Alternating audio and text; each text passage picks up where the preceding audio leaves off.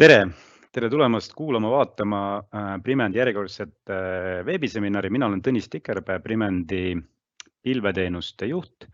Ja tänaseks veebiseminari teemaks on meil, et kuidas alustada Microsoft 365-ga. Vaatame üle siis kava. Teeks kõigepealt klaariks ära siis esimese punktina, et mida see siis Microsoft 365 endas üldse siis hõlmab. Siis vaatame üle 365 toote Teamsi, kuidas alustada ja juurutada. Siis vaatame üle, kuidas alustada nii-öelda siis Microsoft 365-ga täiesti nullist, kui ei ole veel 365 kasutaja. Ja siis lähme juba natukene, vaatame üle niisugused detailsemad, tehnilisemad punktid, nagu kuidas oma emailid viia 365 keskkonda, kuidas failiserver liigutada pilve, kuidas dokumendihaldusega alustada ja mis on need miinimum turvasätted pilves, mida võiks siis rakendada. Aga hakkame otsast pihta. Mis on Microsoft 365? Teeme selle kohe asja selgeks, et siiamaani on kõik rääkinud Office 365-st ja seda me enam-vähem teame, mis seal sees on. Seal on Office 365 hõlmab endas siis meile tuttavaid allalaetavad Word, Excel, PowerPoint, siis nii-öelda ära proovitud ja nii-öelda kindlaid teenuseid nagu Exchange emailide jaoks, failide hoidlad, OneDrive, SharePoint ja nüüd uus superstar Microsoftil, Microsoft Teams, mille pärast viimasel ajal aina rohkem ja rohkem meie poole pöördutakse, et just see Teams on see, mille pärast sinna pilve poole liigutakse. Ja seal businessis on veel mõned ärirakendused ka, mida liiga palju rakendust ei ole siin Eestis leidnud. Aga lisaks siis Office 365 core teenustele on seal siis Windows 10 litsentsi upgrade ehk siis Windows 7 ja 8 saab rahumeeli endale Windows kõige uuema 10 peale panna selle litsentsiga ja siis security, turvalisus, mis on tänapäeval aina tähtsam ja tähtsam, kuna pilveteenused levivad ja on laialt levinud ja siis nende turvalisuse peale peab ka tähelepanu pöörama. See pilt, mis mul siin on sellest Microsoft 365-st, nüüd on eelmise aasta pilt ja et nüüd aru saada, mis seal siis nüüd aastaga muutunud on, lähme järgmise slaidi juurde ja vaatame üle, et mis seal siis nii-öelda juurde on lisatud. Et kui me võtan võrdlusesse meile tuttava sellise Office 365 Business Premiumi ja teisele poole siis Office 365 E3, teadupoolest on siis Microsoftil kaks sellist nii-öelda suuremat paketivalikut, ühed on business ja teine on siis enterprise ehk E-ga algavad. Põhivahe neil on enamasti selles, et business siis on kuni 300 kasutajat võimalik siis nii-öelda seda paketti kasutama panna, et enterprise'is on siis rohkem. Ja nagu näete ka, et siis on siis ühel pool on Office 365 ja teisel pool on Office 365 ja nüüd me räägime siis Microsoft 365-st, et ärge siis seda sassi ajage, et nüüd me räägime Microsoft 365 ja vaatame, mis seal siis nüüd rohkemat on, kui on lihtsalt Office 365. Okei. Allalaetav Office, installime arvutisse ära, business nii-öelda Office 365 business on selle nii-öelda siis selle tarkvara nimi, Word, Excel, PowerPoint, Outlook ja nii edasi. Ja Enterprise'iga saab Pro plussi, eks ole. Aga mis on nüüd vahe nendel kahel Office 365 businessil ja Microsoft 365 businessil on see, et Microsoft 365 businessid saad siis, kuidas see on siis multiple use või seda, kui sul on näiteks mõni terminal serveri kasutaja või nii edasi, et sa võid nagu mitmesse, ühe kasutajale siis mitmesse nii-öelda siis rakendub mitmesse seadmesse saad installida selles mõttes, et just ta katab ära niimoodi, et sa kasutad arvutis ja siis ka oma näiteks terminal serveris. Okei.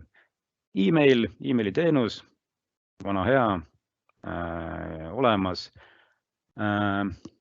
Teams, OneDrive, 1 terabaiti, kõik meile tuttavad lisa nii-öelda rakendused ehk siis videostream, Yammer, Planner, SharePoint. Nüüd lisaks veel Power Apps ja Power Automate ehk Flow,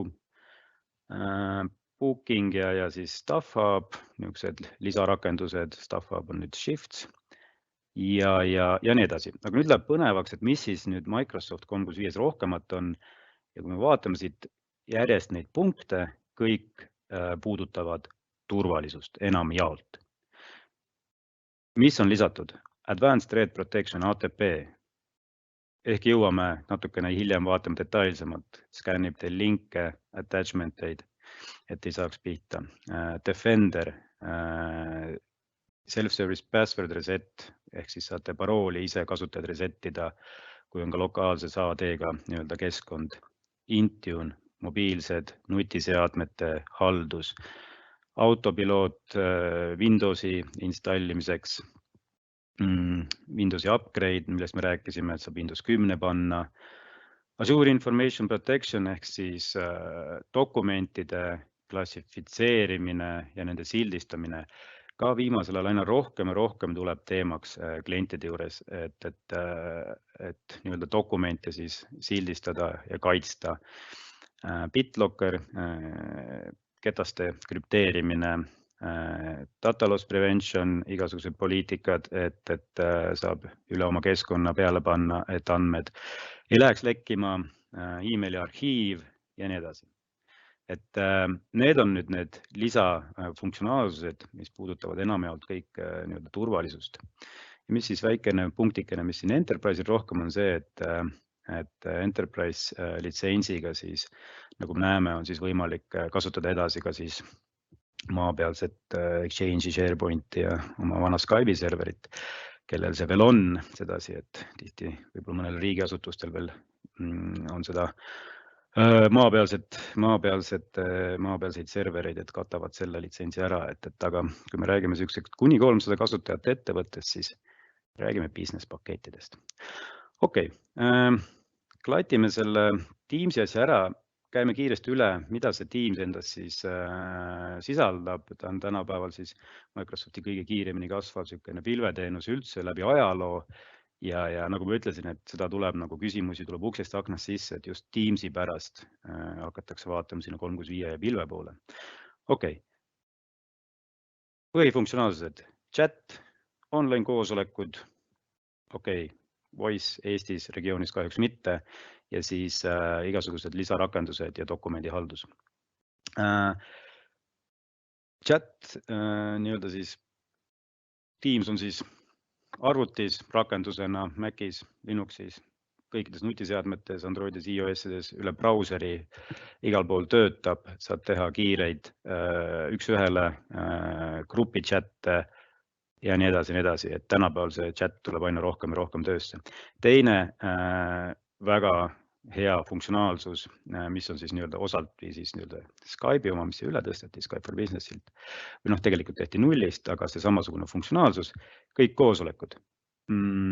Maja sees, klientidega väljapoolt, partnerid ja nii edasi, teiselt pool ei pea olema Teamsi, teiselt poolt saavad inimesed ühendada üle brauseri, telefonis kõik koosolekud, näete üksteist, saate jagada presentatsioone koosolekuruumidesse, mida ka väga palju jällegi on hakanud minema, on eraldi Teamsi koosolekuseadmed, nii kui Outlookist või Teamsist koosoleku ära broneerid, lähed elutad koosolekuruumi, käed taskus, vajutad nuppu ja hakkad suhtlema teise poolega.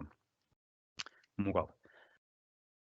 Lisaks siis kogu dokumendi nii-öelda hoidmised, tekitatakse sinna tiimid, grupid, hoitakse dokumenti, tehakse koos redigeerimist ja nii edasi.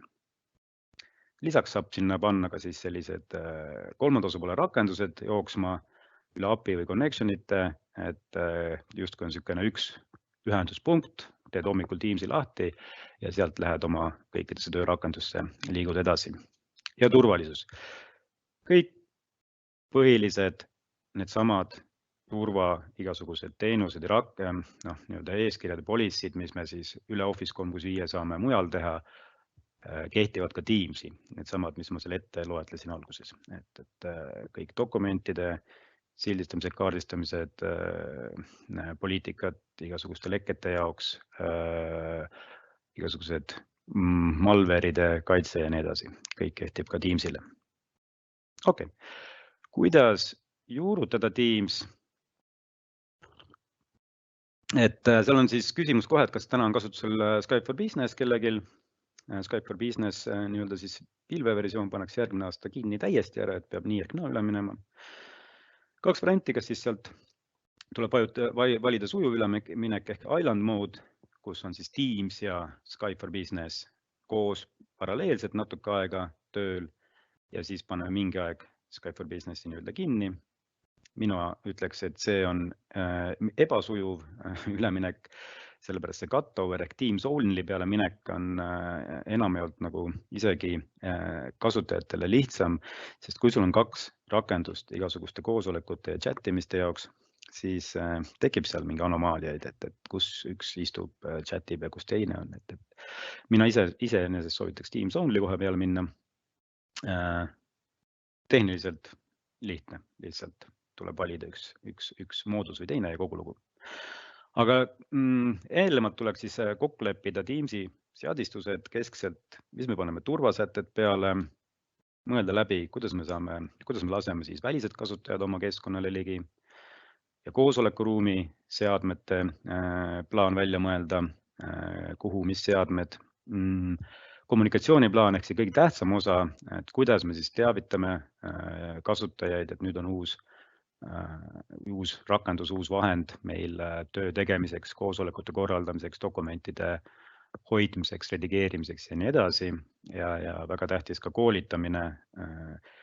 Olen kasutanud suurtemates ettevõtetes just alguses online koolitust, sama põhimõtteliselt Teams Live funktsionaalsust, mida teiegi täna kuulate, saate kasutada ainult ettevõttes sees ja seal teha selliseid samasuguseid koolitussessioone ja rääkida siis Teamsi funktsionaalsustest või siis lähme siis juba detailsemasse, teeme klassikoolitused, juhendeid, väikseid lühikesi õppevideosid ja nii edasi. Ja siis tuleb ka jälgida seda kasutamist ja jooksvalt siis kasutajaid edasi õpetada. Demo. Vaatame, kuidas siis võiks nagu nullist proovida seda 365, Microsoft 365. Selleks ei ole muud, siis lähme lihtsalt guugeldame või lükkame brauserisse sisse Microsoft 365 Business ja viib teid sellisele lehele. Siit leiate lepingud ja hinnakirjad ja siin all on selline nupp nagu proovige 1 kuu tasuta. Inglise keeles siis trial. Panete siia siis sisse omal mõne emaili aadressi, mis teil täna juba olemas on, ütleme, et kasutame, mina kasutan näiteks Gmaili proovimiseks, testimiseks. Okei, ütleme, et seda peab siis oma nimed panema, telefoninumbrid, company name, ütleme, et see on testin, company suurus, ütleme, et siis umbes täpselt 25–49 inimest. Ja nüüd tuvastab meid ära, saadab mulle koodi.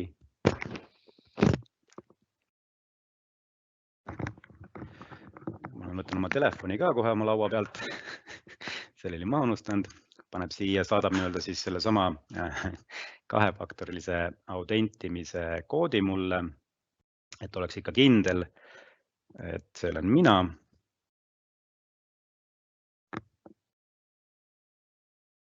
Tooksime selle koodi sinna sisse.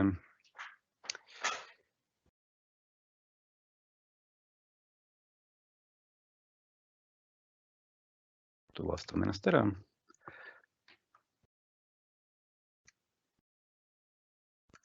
Paneme oma siia juba siis oma ettevõtte nime või oma domeeni nime, vaatame, kas see on vaba.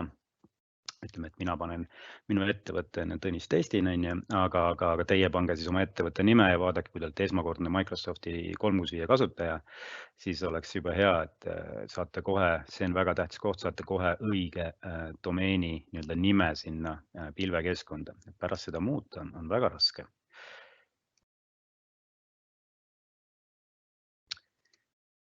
Nii, teeme omal siis sisselogimise aadressi, meiliaadressi esialgu. Määrame endale parooli.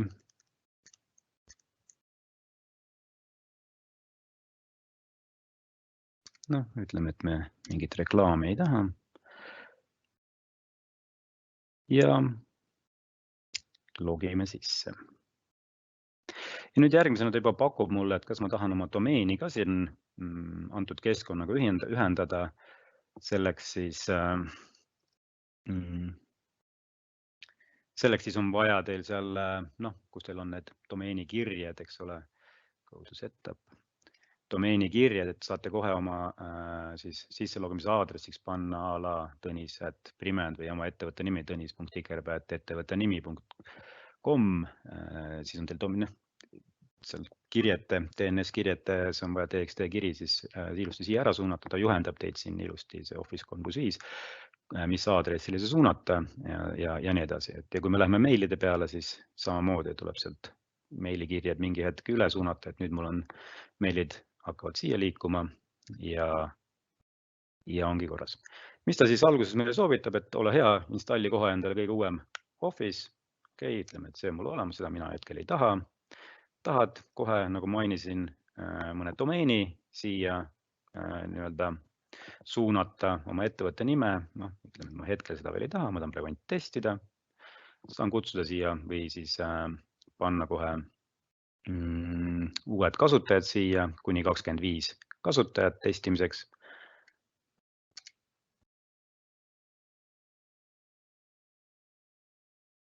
DNS-i kirjeid me ei suuna.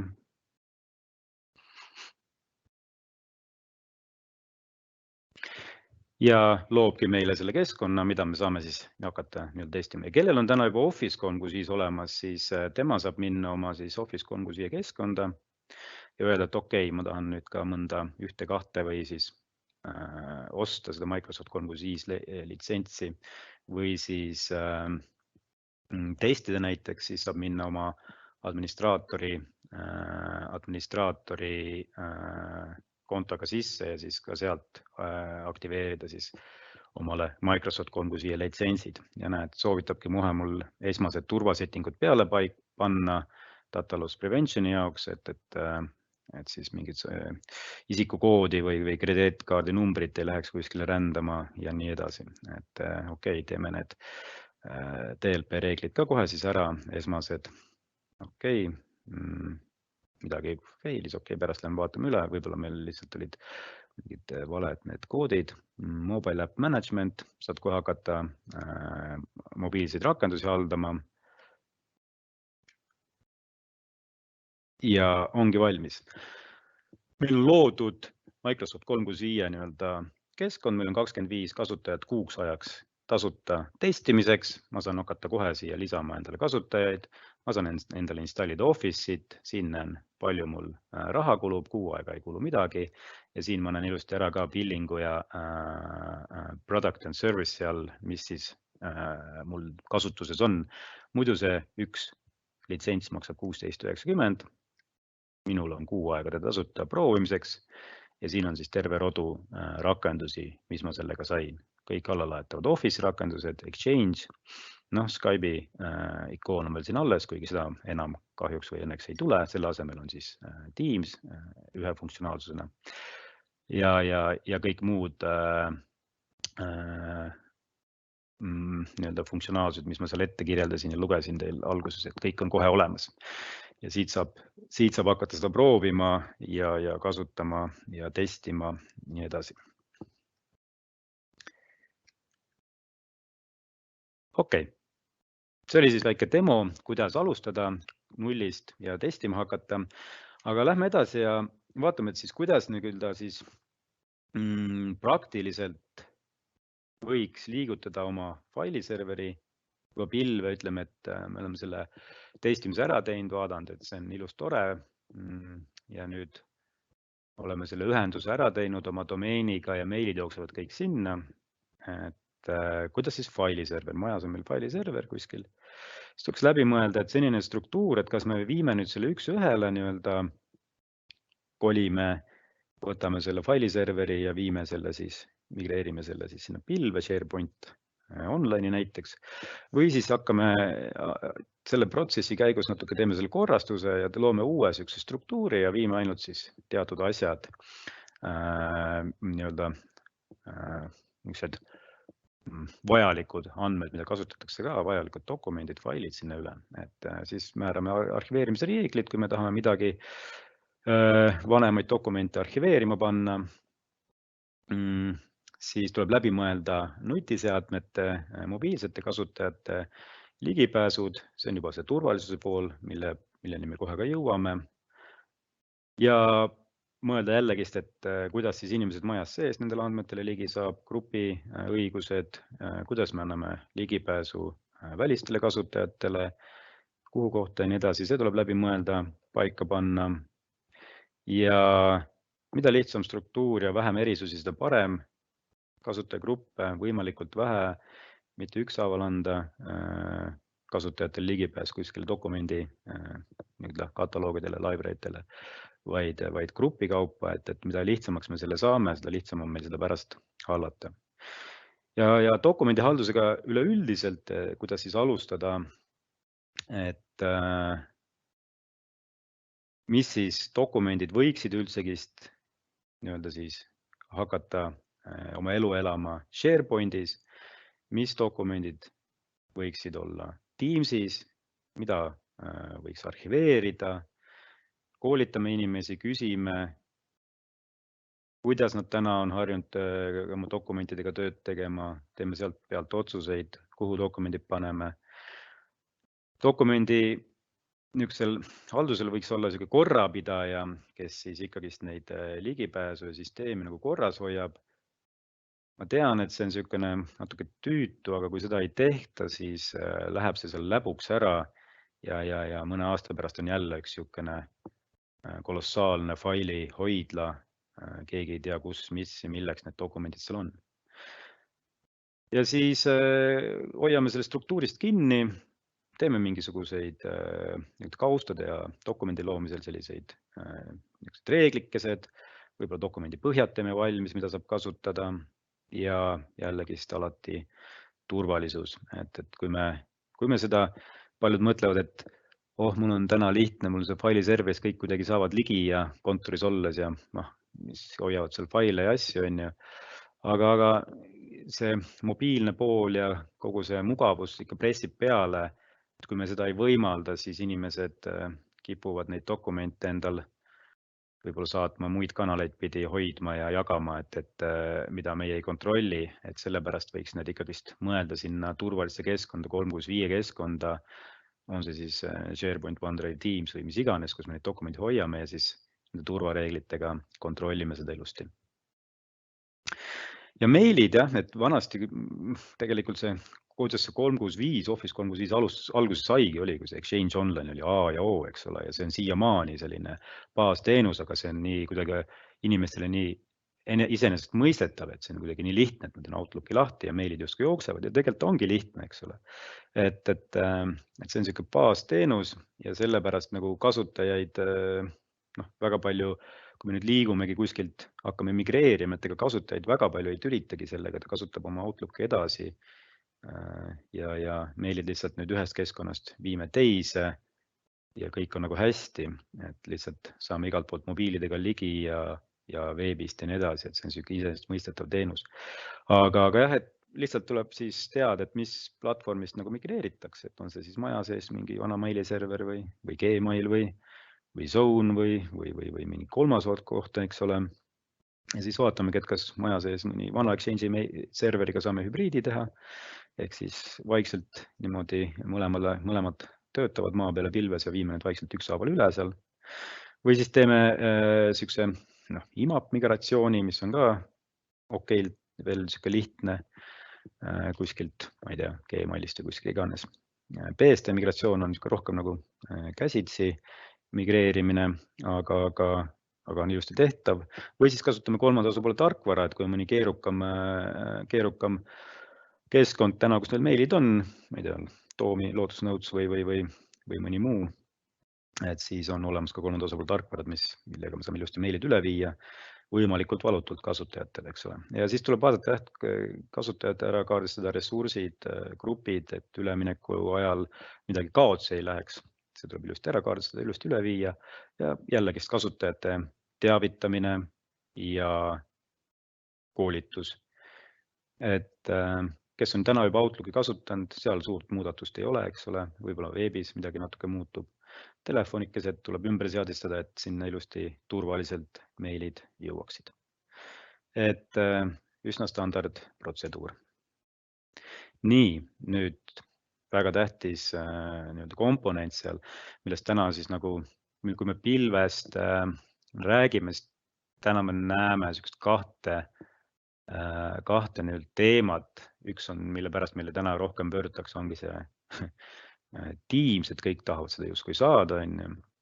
Ja seal teine kõrvalteema on jällegi see turvalisus, et kui nüüd kõik tahavad sinna pilve hirmsasti minna, et siis ka see pilv on niisugusem nii-öelda rohkem võib-olla rünnatavam või siis peab nagu läbi mõtlema kogu selle keskkonna, et üks asi on ründed, teised asjad on nagu inimeste kogemata nii-öelda tehtavad toimingud seal või siis pahatahtlikud, et nende vastu siis tuleb asjad nagu lihtsalt läbi mõelda ilusti. Vahendid on selle jaoks seal olemas, oligi vahe on selles, et vanasti, kui meil oli justkui meiliserver, meilikesed jooksid kuskil maja sees ja seal oli backup ja oli tulemüür ja arvutitega said töö juurest ilusti ligi, siis täna meil on ju olukord see, et meil ongi need lisaks meilidele on ju dokumendid ja koosolekud ja asjad ja kõik liiguvad sinna telefonidesse. Töötatakse kontorist väljas või siis on harukontorid või on partnerid, kliendid, et ei olda ühes keskkonnas kogu aeg, eks ole, liigutakse ringi. Ja loomulikult siis igasugused ründed ka, eks see muutub ka nendele pahalastele nagu atraktiivsemaks pilvekene. Et nende peale tuleb siis kõik mõelda, aga mis me siis teha saame, eks ole. Üks asi on siis kaitseme ennast igasuguse küberrünnakute eest. Teine on siis me kaitseme enda ettevõtte infovara, dokumente, paha või heatahtlik või kogemata igasuguste kustutamiste või lekete eest, eks ole, ja siis tuleb need seadmed kontrolli alla võtta ka ilusti, et millega neid andmeid siis töödeldakse. Kuidas siis igasuguste pahalaste vastu võideldes ongi igasugused, on siis nii-öelda sama Advanced Threat Protection, ATP, mis siis kontrollib kõike, kas on meilis või siis teil dokumentides kuskil OneDrive'is või SharePointis või Teamsis, igasugused kahtlased attachment'id. Seal nii-öelda pilves siis on see arvutusvõimsus, mis on siis AI, tehisintellekt, siis suudab aru saada siis nendest attachment'itest, dokumentidest, et seal võiks olla siis tegu mingi pahavaraga või mingi muu asjaga ja annab sulle ilusti teada seda. Ja samamoodi, kui meiliga saadetakse, ta taustal nii-öelda käib selle loogika läbi, vaatab, ega see ei võiks olla mingi pahavara või siis saadetakse mõni URL või link, eks ole, et vaatab selle ka ilusti üle, kas ta saadab sedasi või teavitab lihtsalt kui ohu korral, et keegi soovis sulle saata. Siis on järgmine nii-öelda aste on siis oma dokumentide kaitsmine, kas me lihtsalt siis sildistan ja klassifitseerin nad või lausa krüpteerin, ütlen, et a la emaili puhul, et do not forward, eks ole, et seda ei saa edasi saata või siis see dokument on avatav ainult 7 päeva, siis enam ei ole avatav ja nii edasi. Ja siis on need nii-öelda andmelekke, nii-öelda siis loogikate kirjeldamine, et ei läheks lekkima mõned isikuandmed, isikukoodid, krediitkaardinumbrid, mis iganes, võib-olla teil kombinatsioonid on mõned salastatud infoga, et siis nii emailis, Teamsis, dokumentides ja nii edasi käib, kontrollib, et seal ei oleks midagi, mis ei tohiks lekkida. Seadmete haldus jällegist tänaseks juba üsna läbi töötatud ja korralik töövahend, kuidas me saame siis Intune'i ja muude vahenditega seal seadmeid, lisaks seadmetele siis neid rakendusi okei, et me võtame seadme kontrolli alla, ütleme, et see on okei seade. Aga võtame ka seal seadme peal võib-olla siis need rakendused kontrolli alla, et meile saad lugeda meie kontrollitava selle Outlooki äpiga ja dokumente saad teha seal meie kontrollitud Excelis ja hoia neid dokumente ja faile meie kontrollitud OneDrive'is, eks ole, et kuni sinna maani me saame siis kõik selle kontrolli peale panna, et nii kui ettevõtte andmetega töötab, kasutajal on mugav, ta paneb siis sinna oma PIN-i ja PIN-ist lisaks veel siis kahefaktorilise autentimise peale, eks ole. Ja muudkui kasutab ettevõtte meile, faile, aga meie kontrollime, et mis tingimustel ja kus ta neid hoiab ja see koht on ilusti turvatud ja andmed ei lähe kuskile mujale jalutama väljapoole meie kontrollitud rakendusi näiteks. Õnneks need rakendused on niisugused täitsa okeid ja mugavad selles mõttes, et kõik on nagunii kasutavad meili, harjunud kasutama Excelit, PowerPointi ja Wordi ja Outlooki ja nii edasi, et nüüd Teamsi jääb ka, eks ole, et seal midagi ebamugavat ei ole, et võtame need äpid mõnusasti kontrolli alla ja inimesed kasutavad neid hea meelega. Ja mis need miinimum turvasätted siis vähemalt pilves võiks olla, et mõned punktid paimimise kirja. Kaheastmeline autentimine ehk MFA, multifactor authentication. Kui vanasti piisas sellest justkui, et telefonile panna peale PIN ja kodunt läksid ka mõne suvalise arvutiga omal emaili lugema või dokumentidele, ligi töödokumentidele, et panid kasutajanime parooli ainult.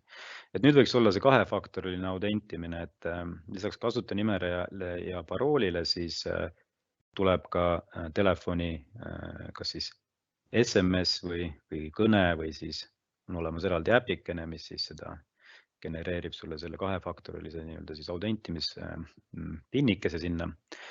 Et see võiks tänapäeval peal olla ja kindlasti sellistel inimestel, kes nagu saavad ligi rohkematele sensitiivsematele andmetele, kindlasti kõikidele IT-adminidele näiteks, et kindlasti tuvastada kahekordselt, kuna nemad võib-olla saavad rohkematele infosüsteemidele ligi.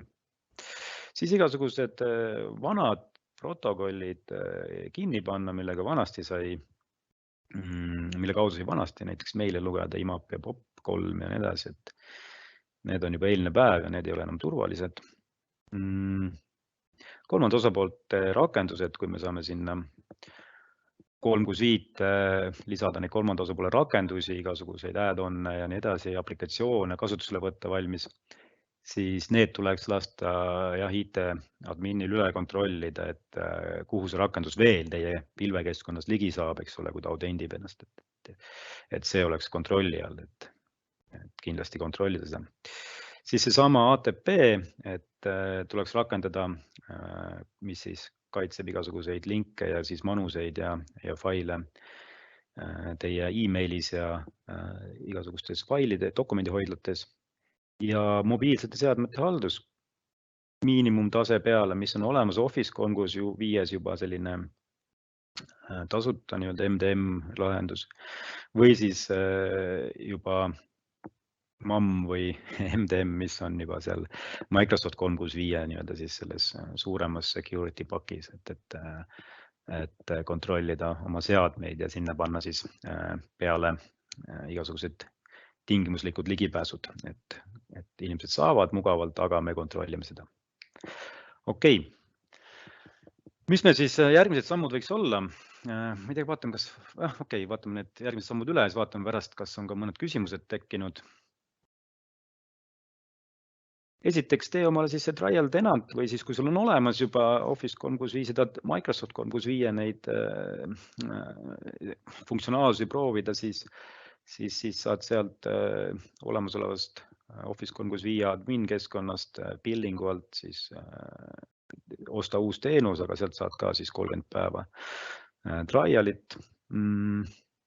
Jah, liiguta oma andmed siis majast seest, maa pealt või kuskilt mujalt siis nii-öelda alustame e-mailidest ja viime sinna Office 365 ja migreerime need ilusti ära, kõik on ilus tore.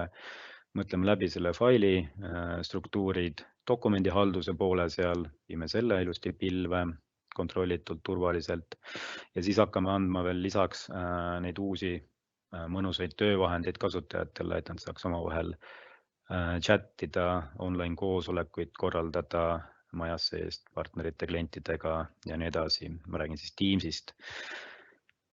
Turvareeglid läbi mõelda ja siis paika panna miinimumturvareeglid need ära kaardistada ilusti, kõik teavad, kuidas need nii-öelda, mis need turvareeglid on ja neid võib-olla ühekordsest nii-öelda seadistamisest ei piisa, need peaks tegelikult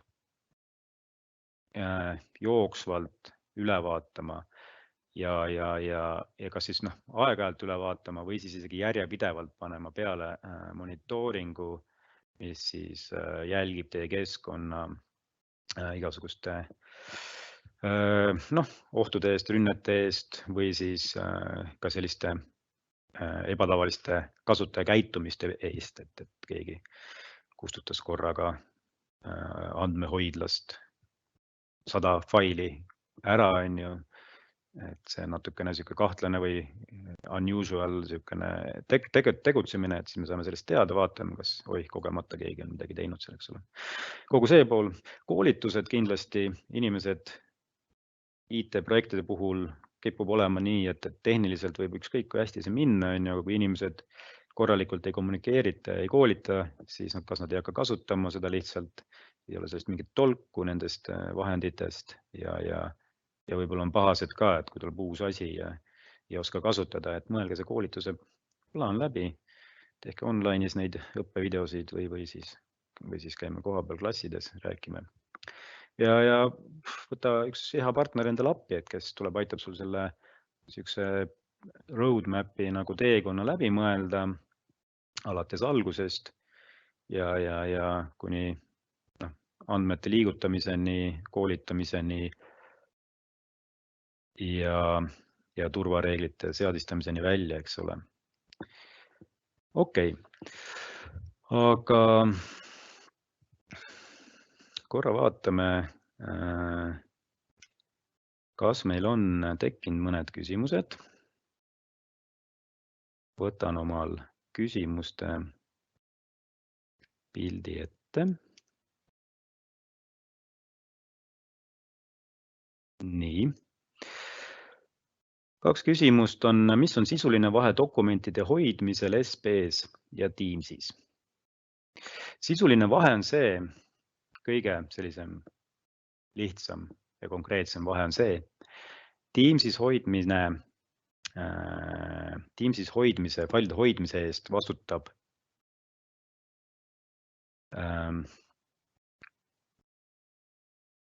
nii-öelda siis see kasutaja ise.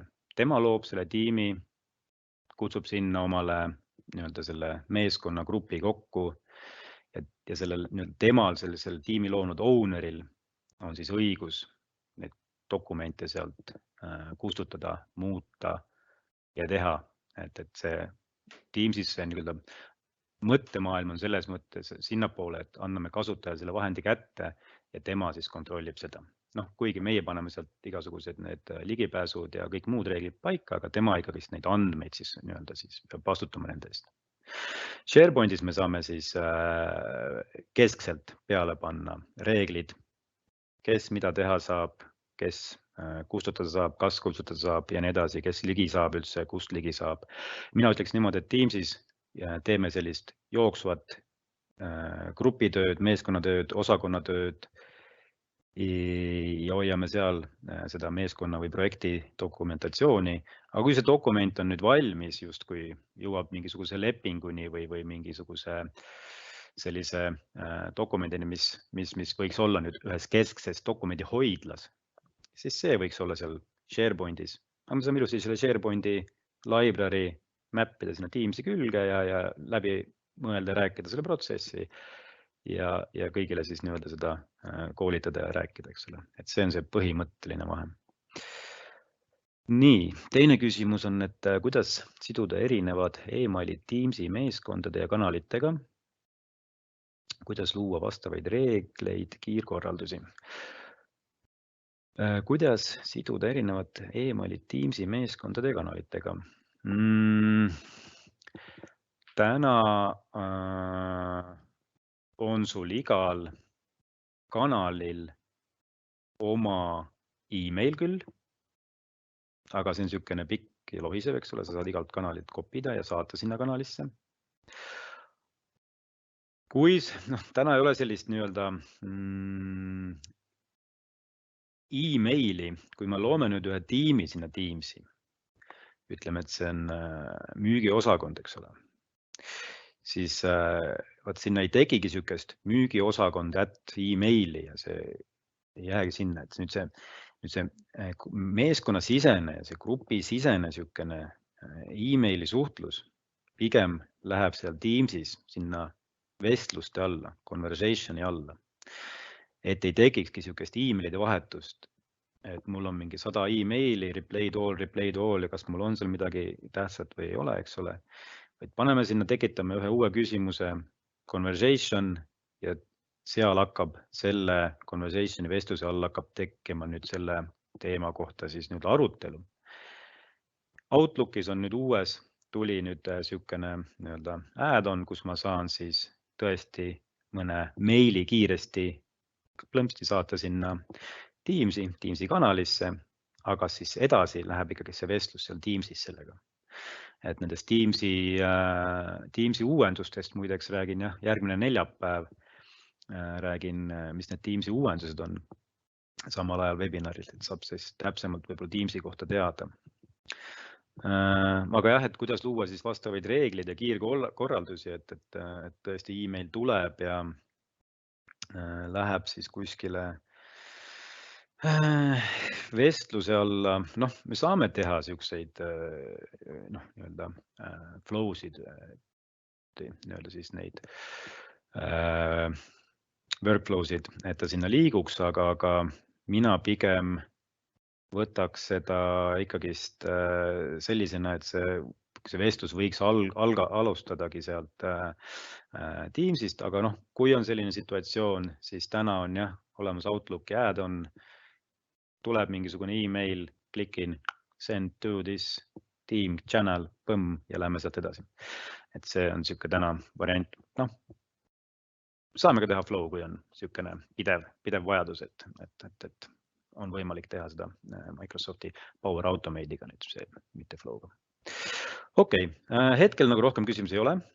Me paneme selle salvestuse ka meie veebi ülesse ja jagame kõikide osalejatega ka seda esitlust, mis ma täna tegin. Ja kui on küsimusi, siis kirjutage meile. Muul juhul tänan kuulamast ja vaatamast ja kohtumiseni järgmistel Primendi veebiseminidel. Aitäh!